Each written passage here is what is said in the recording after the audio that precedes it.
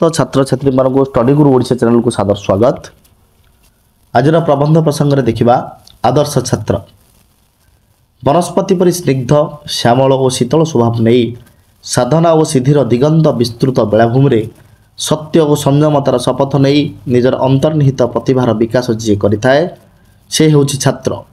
छता जेपरि सूर्यंकर प्रचंड आतप बा वर्षार प्रखर बारिधार मनुष्य को रक्षा करे सेहीपरि ज्ञान रूपक छता द्वारा छात्रटीए अज्ञान रूपक अंधकार समाज को रक्षा करिथाए। सेइथिपई कुहा जाइथाए छत्रते इति छात्र। छात्र जीवन हेउछि शारीरिक और मानसिक संतुलनर एक अनन्य उदाहरण। छात्रावस्था एक अलेखा कागज तुल्य होइथिबारु निज इच्छा मते एथिरे छवि अंकन करा जाई पारे। मानव आयुषर एक चतुर्थांश को छात्र जीवन भाव में ग्रहण करा जाइथाए। एणु छात्रत्व प्राप्तिर दुर्लभ समय को आदर्शमय करी गढ़ी तोलिबा प्रत्येक विद्यार्थीर लक्ष्य हेबा अत्यंत जरूरी। प्राचीन भारतीय छात्र जीवन त्याग श्रृंखला गुरुभक्ति आदर्श सत्यनिष्ठा और कर्तव्य परायणता उपरे पर्यवेसित थिला। निघंच अरण्यर सबुज बनानी कल निनादिनी नदी और झरणा मध्य गुरुकुलाश्रमर कठोर संयमता और श्रृंखला मध्य से शिक्षा लाभ करुथिले। एकलव्य आरुणी उपमन्यु सत्यकाम और जावाली परी शिष्य माने भारतीय शिष्य परंपरार एक आदर्श थिले। दया क्षमा त्याग निष्ठा शांति मैत्री प्रीति और प्रत्यय प्रमुख ऐश्वर्य गुण से चारित्रिक मौलिकता को विवर्धित करिथिला। मात्र परवर्ती समय रे यही धारा विलयमुखी होइथिला।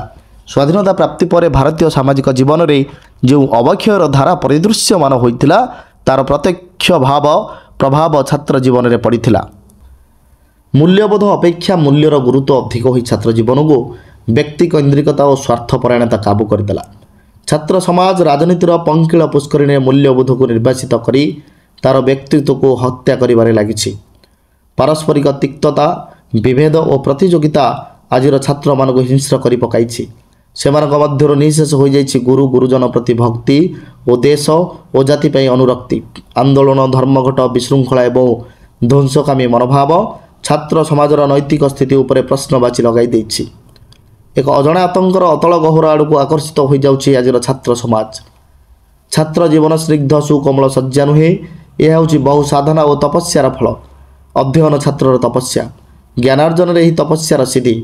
पठन श्रवण मनन चिंतन इत्यादि छात्रटी सदा सर्वदा व्रती रहिबा दरकार। मधुमक्षिका मधु संग्रह करी मधुकोश निर्माण करिबा परी छात्रटी ज्ञान रूपक मधु संग्रह रे निजको नियोजित करिबा दरकार।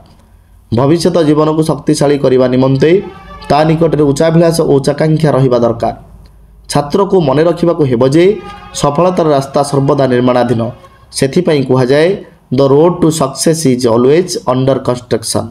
छात्र लक्षण संपर्क में कुहा जाइछि काक स्नानम बक ध्यानम स्वान निद्रा तथैव च अल्पाहारी गृहत्यागी विद्यार्थी पंचलक्षणम। समस्त तोकसार सुख लालसार निवृत्त रही छात्रटी तार लक्ष्य पथरे धूमकेतु परी अग्रसर हेबा उचित। शिक्षा को एक जीवनव्यापी प्रक्रिया भाव में छात्र ग्रहण करने आवश्यक। विद्यां किं कार्यम जदि नास्ति बुद्धि एणु छात्र माने विद्यावान हेबा सहित बुद्धिमान होई देश और जाति गठन में निजर योगदान को बलिष्ठ कराइबार आवश्यकता रही। छात्रर भविष्यत निर्माण निमंते गुरुंक अवदान जेपरि रही परिवार अवदान मध्य सेपरि गुरुत्वपूर्ण। परिवार शिशुर प्रथम विद्यालय होइथिबारु यह तार परवर्ती जीवन गठन में प्रधान भूमिका ग्रहण करिथाए। प्रथमे निजको गढ़िबा परे छात्रटीए निजर लब्ध ज्ञान बल और महनीयता को पाथेय करी अन्य को गढ़िबा को सक्षम होइथाए।